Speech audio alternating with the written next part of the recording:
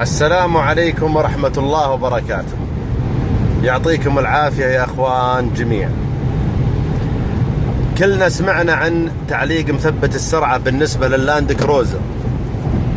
وصلتني الحقيقة معلومة أو طريقة أن نقدر نفك تثبيت السرعة لا سمح الله بحالة أنه يعلق. طبعا الآن نجرب. الآن السرعة 100 تقريبا و40. نثبت السرعة الآن. ثبتنا السرعة على 140. نضغط على البصمة فترة طويلة يعني شوي.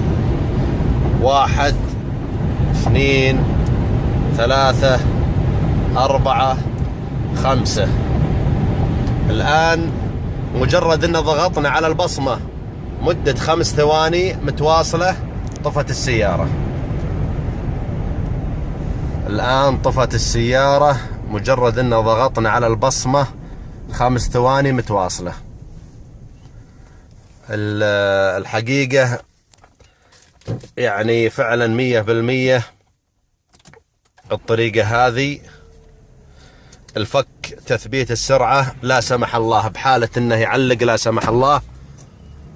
والله يحفظنا حنا وياكم وكل مسلم يا رب. واتمنى نشر هالمقطع علشان تعم الفائدة على الجميع.